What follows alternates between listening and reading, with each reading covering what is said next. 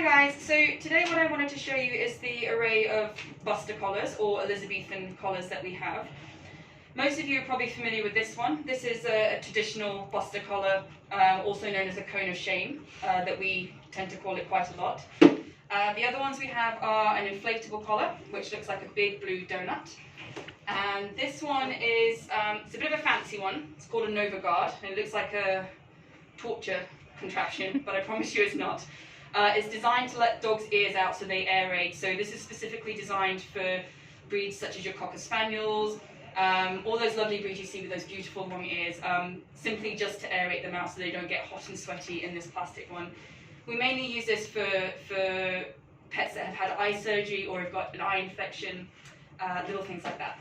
So I have my little helpers here with me today. This is Nook and Bex. And we're going to just show you how to put some of these collars on Nook, not Bex, because she does not need any buster collars. So we'll start with this inflatable one. So obviously I've pre-measured these for the pets, but I'll show you how we check that they fit correctly and that you've got the right size for your little fur creature. Alright, so Nanook has had these on plenty of times, so I'm hoping he's going to be a good boy. Okay? So this one is very simple. It has a Velcro strap. You just go around, nice and snug around his neck, and you just want to make sure that you can get 2 fingers around his neck. So another way is just to gently swivel it and make sure that it doesn't come over his head, because otherwise it doesn't serve its purpose. We mainly use this for pets that have issues with the hind side of their body, so if they've got an issue with their foot or their tail, it just stops them gnawing that back end. We wouldn't recommend this for pets that have an ear infection or have had ear surgery, because they can most likely somehow rub their head on the ground or get their leg into their ear to scratch. This one just comes off like that. You're such a brave boy. So as I mentioned just a second ago, this is the one that you guys are probably all familiar with, the dreaded cone of shame. So to measure this, you literally just measure the middle of the neck, and you just want to make sure that their nose isn't sticking out. So I've already pre-made this one, so it's just going to go over his head like that, nice and gently. Again, just make sure you can get 2 fingers underneath, that it swivels around and that it doesn't come off. You can use a bit of white open weave bandage, which we would give you, or a lot of people actually find that they can put their own collar through here, and again it stops them pulling it off.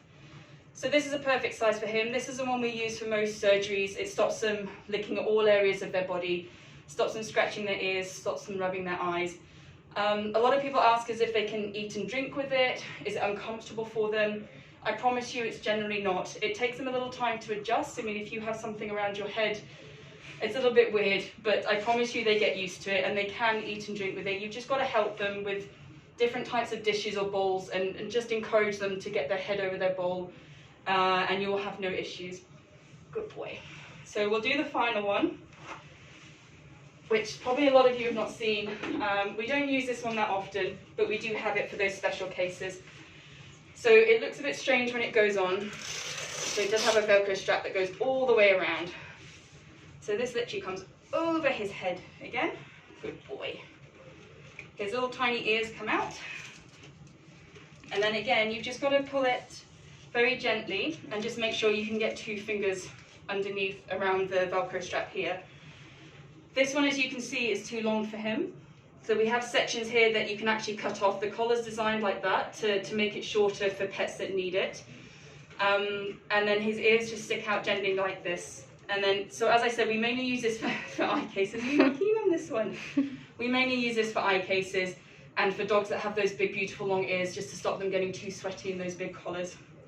So that's it. So not too complicated and not too scary for those people that worry about these when their pets have to go home with them for a couple of weeks.